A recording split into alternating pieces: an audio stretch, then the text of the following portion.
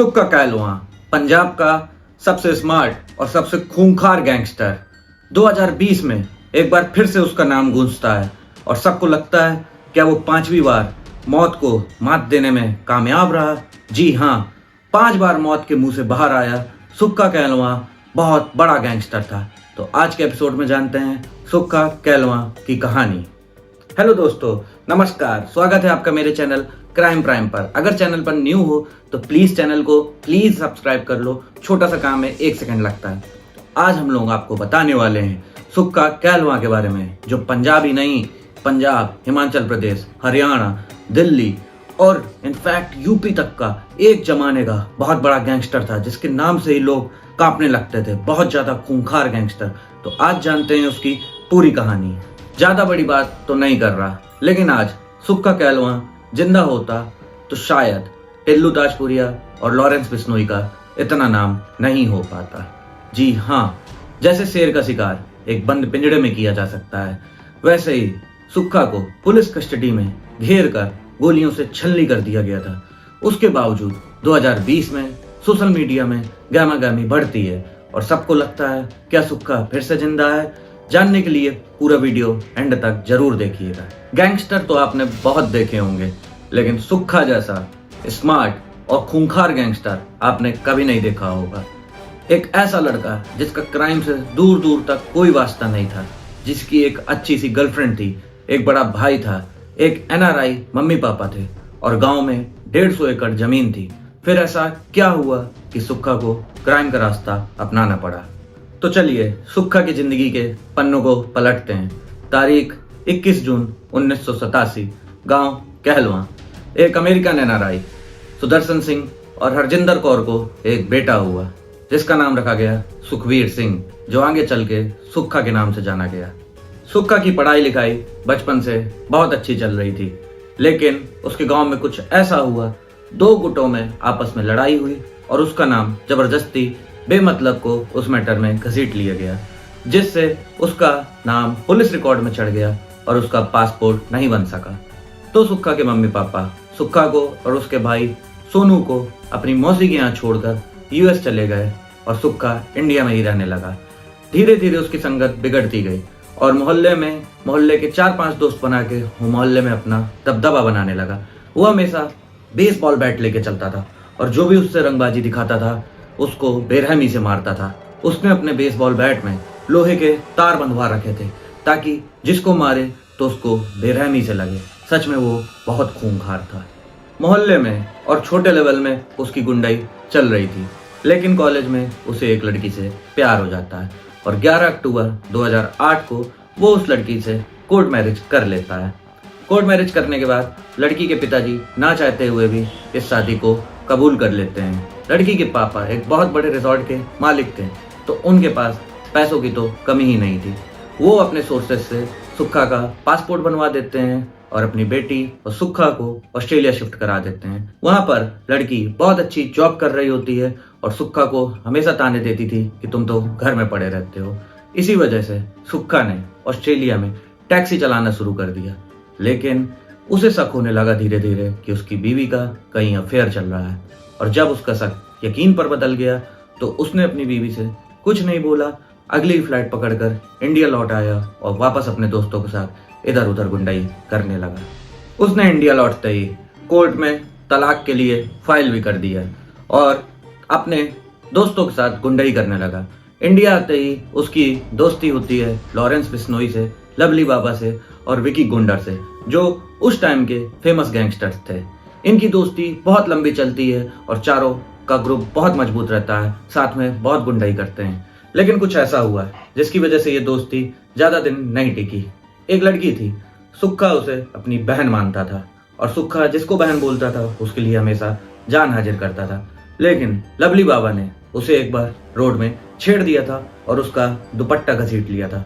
सुक्का को ये बात बिल्कुल अच्छी नहीं लगी और इसी से शुरू होती है सुक्का और लवली बाबा की लड़ाई, और दोनों एक दूसरे को मारने का मौका देखते रहते हैं। और फाइनली सुक्का को ये मौका मिलता है। उसे पता चलता है कि लवली बाबा अकेले जिम कर रहा है। सुक्का वहां पहुंचता है और गड़ासे से लवली बाबा की गर्दन काट देता है।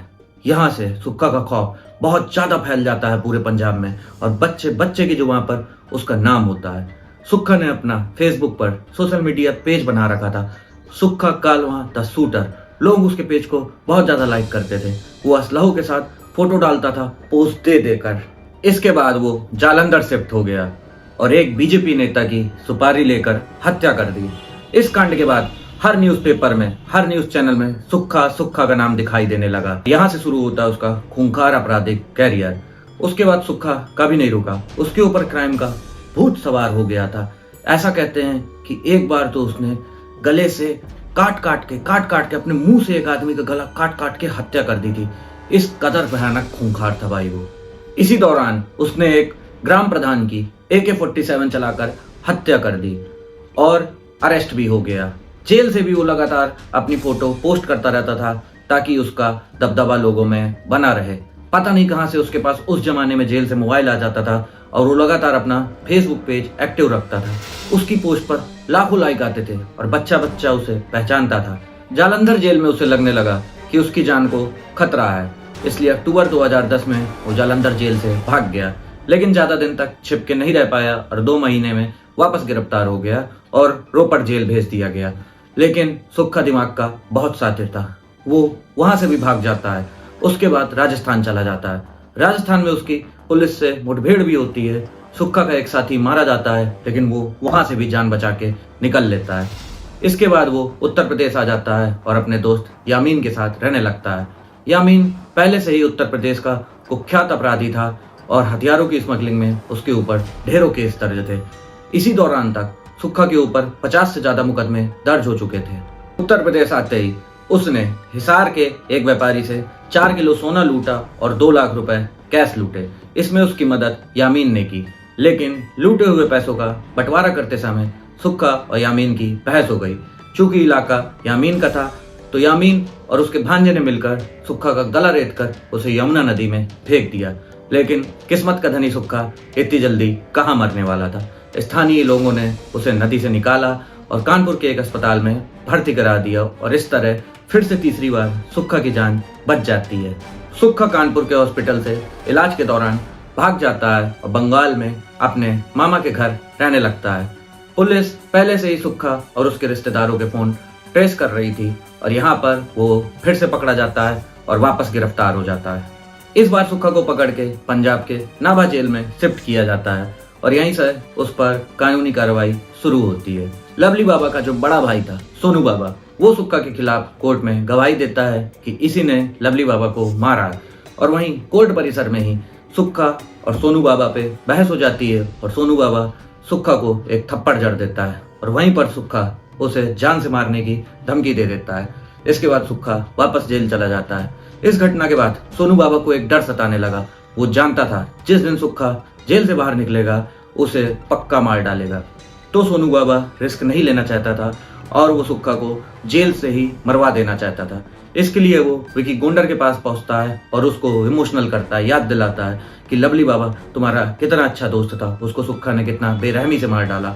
और विकी गोंडर सुक्खा की सुपारी ले लेता है। इसके लिए सोनू 5 लाख रुपए विकी गोंडर को देता है। फिर तारीख आती है 21 जनवरी 2015। उस दिन सुक्खा की पेशी होनी थी और सोनू बाबा को ये पता था, तो वो पहले से ही जाकर विकी गोंडर के साथ पूरा प्लान बना लेता है। विकी गोंडर 3 फॉर्चूनर गाड़ियों का इंतजाम करता है और 100 से ज्यादा असलहे मंगा लेता है। जब पुलिस की गाड़ी आगे को जा रही होती है ब्रिज से, तो ये तीनों फॉर्चूनर आके पुलिस की गाड़ी को घेर लेते हैं और वहां पर पुलिस वालों को माइक से अनाउंस करके कहा जाता है कि हम अपना काम करने आए हैं, हमें अपना काम करने दीजिए वरना खून खराबा ज्यादा होगा। सारे पुलिस वाले पुलिस वैन से उतर जाते हैं और सुक्खा अंदर बैठा रहता है। फिर सब लोग बहुत बेरहमी से सुक्खा की बॉडी पर दे दनादन गोलियां मारते हैं और कम से कम 200 से 300 राउंड फायरिंग के बाद वो लोग शांत होते हैं। सुक्खा की बॉडी को रोड पर रखते हैं और डांस करते हुए वीडियो बनाते हैं। आप इसी से अंदाजा लगा सकते हैं कि कितने ज्यादा वो लोग खुश थे सुक्खा को मारने के बाद, क्योंकि सुक्खा को जल्दी कोई छू नहीं सकता था।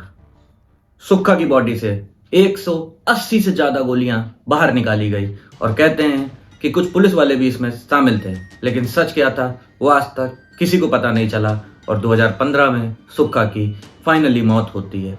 लेकिन कुछ सालों बाद सुक्खा कि पेज पर फिर से गहमागहमी बढ़ जाती है सोशल मीडिया पर और उसके फैंस कमेंट करने लगते हैं कि सुक्खा जिंदा है, जिंदा है, जिंदा है। लेकिन बाद में पता चलता है कि सुक्खा के ऊपर एक मूवी बनाई गई है शूटर, जिसकी वजह से ये गहमागहमी वापस से शुरू हुई है। सुक्खा असल में मर चुका होता है, लेकिन ये मूवी को पंजाब के सीएम ने रिलीज नहीं होने दिया। उनका कहना था कि ये गैंगस्टर वाली चीजों को बढ़ावा देती है। तो ये थी दोस्तों सुक्खा की कहानी। प्लीज दोस्तों, मेरा न्यू चैनल है, सब्सक्राइब कर लो। Thanks for watching.